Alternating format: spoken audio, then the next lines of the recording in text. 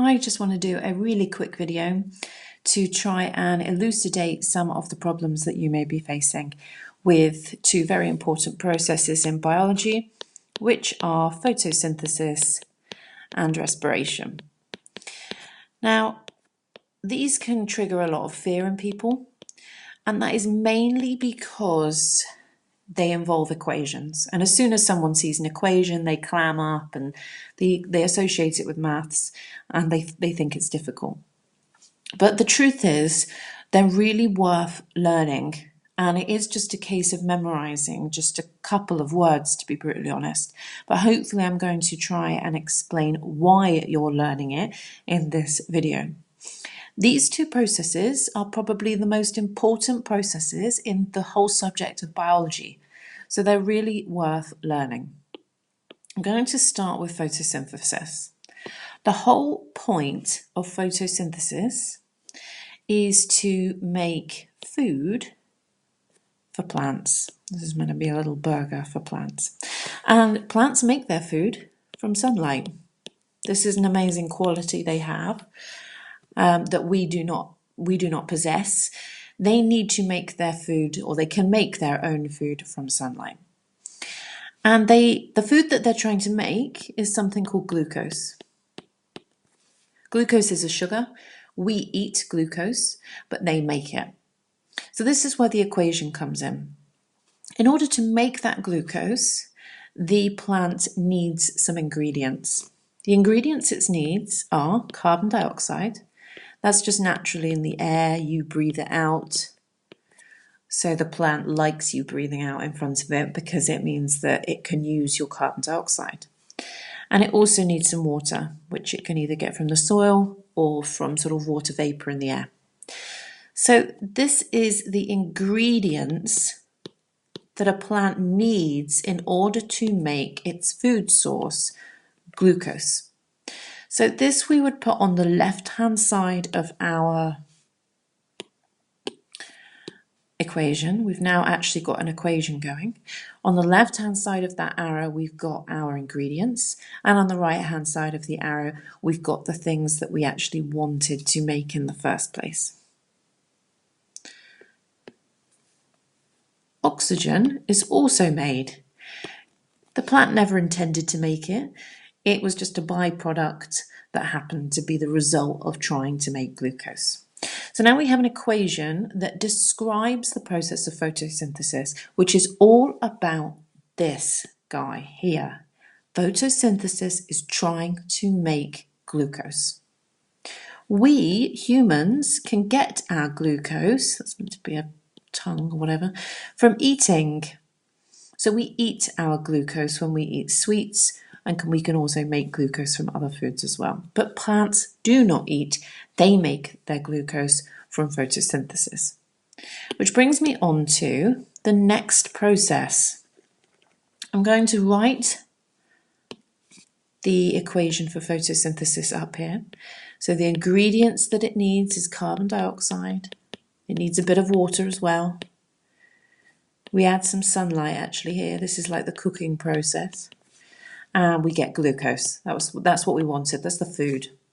And then this oxygen here, that's just a byproduct. Didn't intend to get it, but it did. The next process that you need to know is respiration, a completely different process. Photosynthesis only occurs in plants. We cannot make food from sunlight. But respiration occurs in both plants and animals. And the point of respiration is to make fuel that the body can use. You see, we made glucose over here, or we ate glucose, and that was all well and good. But glucose is a little bit like putting sugar into a car. It's not going to make the car move. And the fuel that will make your body move, or a plant grow, is called ATP.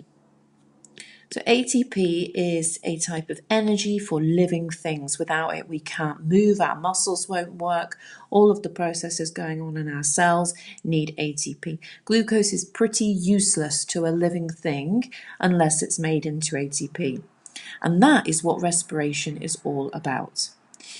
We're trying to take the glucose that we've either ate or obtained from photosynthesis, and we want to make ATP. That is essentially what respiration is, because that glucose is useless to our body unless it is converted to a fuel that we can use, and that is ATP. So photosynthesis is the equivalent of eating. You're trying to make glucose. Respiration is using glucose to make energy. That's in its most crude form, because actually respiration is really efficient. It can make lots and lots and lots of energy if you add some oxygen in. So let's tidy that up a little bit. We're writing out the equation for respiration now. So the ingredients are glucose. We've made our glucose. I ate it. The plants made it for itself from sunlight and carbon dioxide and water. We've got some glucose. We want some ATP. So we know that if we add oxygen to our glucose, we get much more ATP. So it's much more effective. So we have our ingredients. Everything on the left-hand side of the arrow is our ingredients, and the thing that we're making is on the right-hand side. A couple more products are also made in respiration: water and carbon dioxide. Now, these are not needed. In our case, we actually breathe them out. We get rid of them from the body. But you can see here that for a plant, this is very useful because we've gone full circle. We've taken in carbon dioxide and we've made glucose. The glucose has been fed into respiration to make energy, which as a result, by no means we meant to, has made carbon dioxide again, which could be fed back into photosynthesis.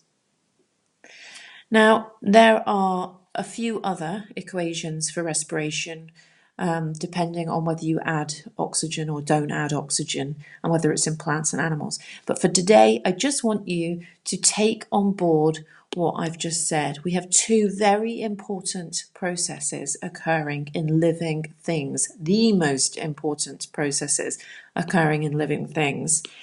One is photosynthesis. The whole point of photosynthesis is to make glucose. That's the whole point of it. Respiration, that's our other key process, takes the glucose and turns it into energy that the body can use, and that's ATP.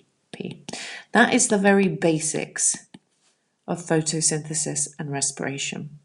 You need some extra ingredients to do this. You need some carbon dioxide, etc., etc., etc. But that is essentially what's going on. I hope that's helped a little bit. We'll keep coming back to it.